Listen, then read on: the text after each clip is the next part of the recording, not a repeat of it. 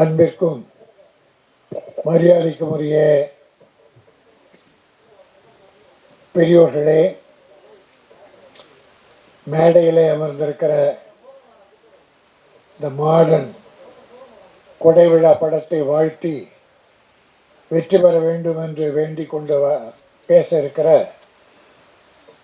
அருமை சகோதரர் பாக்யராஜ் அவர்களே, அருமை தம்பி செல்லுமணி அவர்களே,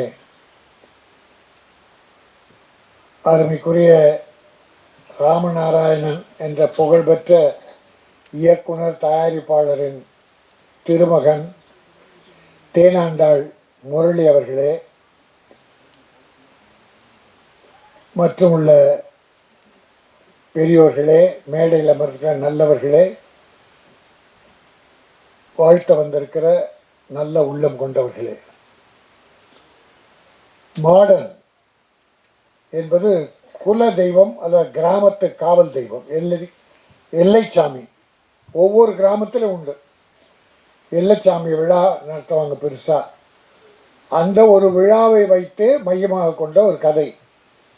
நாம் சில துளிகளை பார்த்தோம், சாதத்தின் பருக்கைகளை, சில சாதத்தை நசுக்கி பார்த்தோம், சரியாக வெந்திருந்தது. கிராமத்து மனம் மிக்க படங்கள் மக்கள் வரவேற்கிறார்கள்.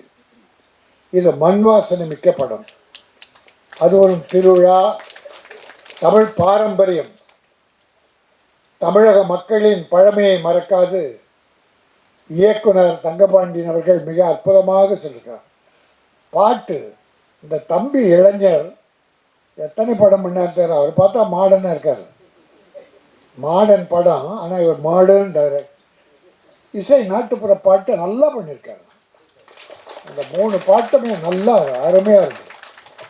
கிராமத்து மண் வாசனை இருந்தது.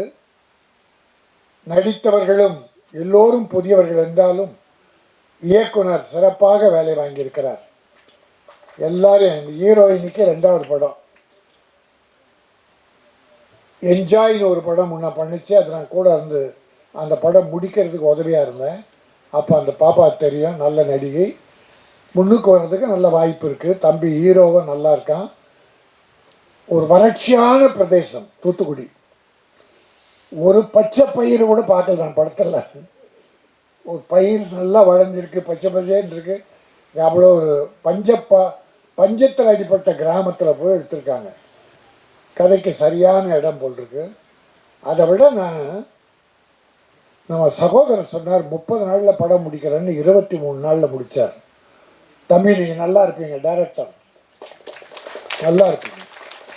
ப்ரொடியூசர் மனம் நோகக்கூடாது சார். நம்பி எங்கேயோ கஷ்டப்பட்டு கொண்டாந்து பணத்தை கொட்டுறாங்க சார். ஏதோ ஒரு ஆசையில், ஏதோ ஒரு கற்பனையில் அவங்க கொண்டாடுற படத்தை சில பாவிங்க, சிலர் எல்லாரும் இல்லை, அதாவது ஒரு 60-70% தயாரிப்பாளர் நல்லா இருக்கணும்னு கேமரா முன்னால் நின்று சின்சியராக பண்ணி கொடுக்குறாங்க. சின்சியராக சிக்கனமாக அழகாக படம் எடுத்து கொடுக்குறாங்க. ப்ரொடியூசரும் நல்லா இருக்காரு, டைரக்டரும் நல்லா இருப்பார். அப்படிப்பட்ட டைரக்டர் நல்லா இருப்பாங்க. உங்களுக்கு தெரியுமா, உலக வரலாற்றில் ராமநாராயணன் என்கிற ஒருவர் மிகப்பெரிய ஒரு பொன்னேட்டில் எழுதி போயிருக்கார். சிக்கனமாக எப்படி படம் எடுக்கிறது. அதாவது சார், ஒரு 5 டீம் ஒர்க் பண்ணும் சார். இந்த ஒரு டீம் ஒரு கதை எழுதும், இங்கே ஒரு டீம் ஒரு கதை எழுதும், இங்கே ஒரு டீம் கதை எழுதும். ராமநாராயணன் ஒரு படம் எடுத்துக்கிட்டு இருப்பார். இங்கே டிஸ்கஷன் ஓடும் அடுத்த படத்துக்கு, இங்கே படம் எடுத்துகிட்டு இருப்பார். 25 நாள், 27 நாள், மேக்சிமம் 30 நாள் சார். 1-2 நாள் கூட தேவையான பண்ணுவார். இதெல்லாம் கூட 30 நாளுக்குள்ளே முடித்து அந்த படம் பூரா 70-80 படம் 100 நாள் ஓடி இருக்கு சார். தமிழ் திரையுலகின் வரலாறு. யார் படம் எடுக்க வந்தாலும் ராமநாராயணன் எப்படி படம் எடுத்தார் என்பதை கேட்டு தெரிந்து கொண்டு அந்த வழியை பின்பற்றினா எல்லாரும் ஜெயிக்கலாம். அதை போல் இந்த தம்பி 23 நாளில் படம் எடுத்தார். அதுதான் ப்ரொடியூசரும் டைரக்டரும் கணவன் மனைவி மாதிரி. கணவன் சம்பாரித்து பணம் கொடுத்தா மனைவி அருமையாக சமைச்சு கொடுப்பாங்க. போல் ப்ரொடியூசர் பணத்தை எங்கேருந்தோ கொண்டாந்து கொடுத்தா டைரக்டர் அருமையாக படம் பிடிச்சி கொடுக்கணும். அதனால் ப்ரொடியூசரும் பிழைக்கலாம், டைரக்டரும் நல்லா இருக்கலாம், நிறைய படம் வரும், அவரும் நல்லா இருக்கலாம், சினிமா நல்லா இருக்கும், தொழிலாளர்கள் நல்லா இருப்பாங்க. நான் எனக்கு இந்த பெரிய பெரிய கோடி கோடி வாங்குறாங்களே அந்த நடிகர்களை பற்றியோ டைரக்டர் பற்றியோ நான் கவலைப்படுறதில்லை.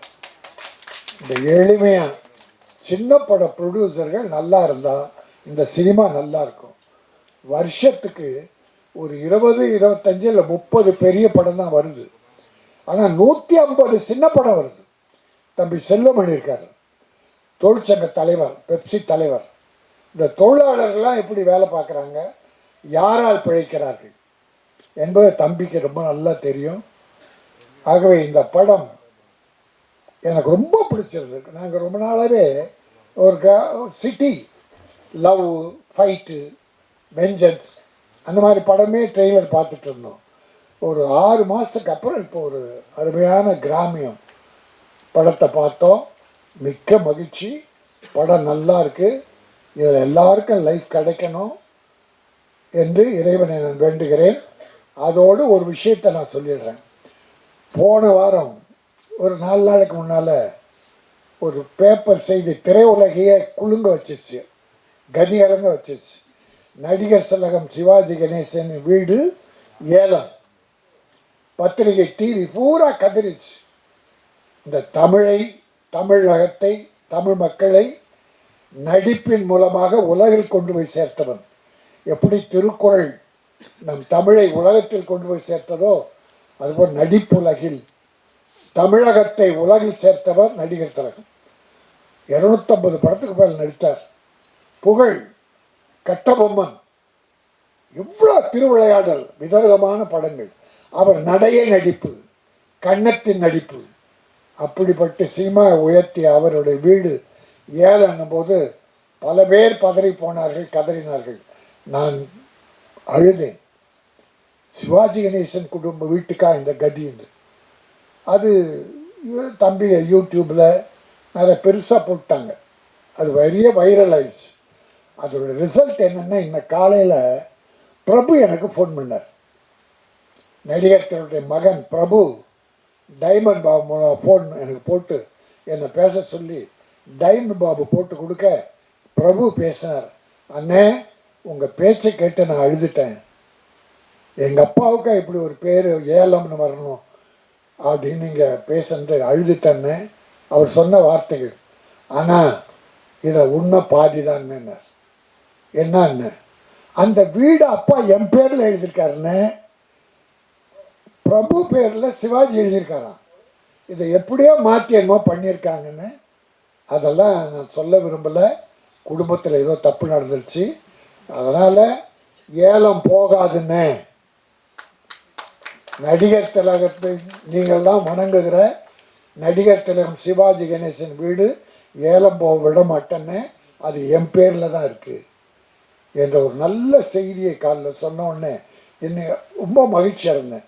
அதில் சினிமாவில் ரொம்ப நாளைக்கு அப்புறம் ஒரு பிரம்மாண்டமான ஒரு பூஜை. இன்னும் காலையில் என்னுடைய மைத்தனன் ஐசரி கணேஷ் மூக்குத்தி அம்மன் 2ன்னு ஒரு படத்துடைய பூஜையை அந்த பிரசாத் ஸ்டுடியோவில், அதான் வரலாறு காணதா மிகப்பெரிய அளவில் எல்லாம் செல்வமணி எல்லாரும் வந்திருந்தாங்க. அற்புதமாக நடந்தது. திரையுலகம் மறுபடியும் மலர்ச்சி பெறுகிறது என்கிற ஒரு எண்ணத்தை எனக்கு ஏற்படுத்தியது. ஏன்னா அப்படிப்பட்ட விழாக்கள்லாம் நடந்த ரொம்ப காலம் ஆச்சு. எல்லா தயாரிப்பாளரும், எல்லா டைரக்டரும், எல்லா ப்ரொடியூசரும் வந்திருந்தாங்க. ரொம்ப காலம் ஆச்சு நாங்கள் பார்த்து. அதில் பெரும் மகிழ்ச்சியோடு காலையில் இருந்திருக்கேன். அந்த மகிழ்ச்சியோடு இந்த படத்தை வாழ்த்துகிறேன். மாடன் கொடை விழா ஒரு பெரும் மழை விழாவாக, மண் வாசனை மிக்க விழாக, தமிழ் மக்களை மனதை கவருகிற, போட்ட பணத்தை திருப்பி கேப்டன் எடுக்கிற வெற்றி படமாக அமைய வேண்டும் என்ற வாழ்த்தி விடைபெறுகிறேன். நன்றி, வணக்கம்.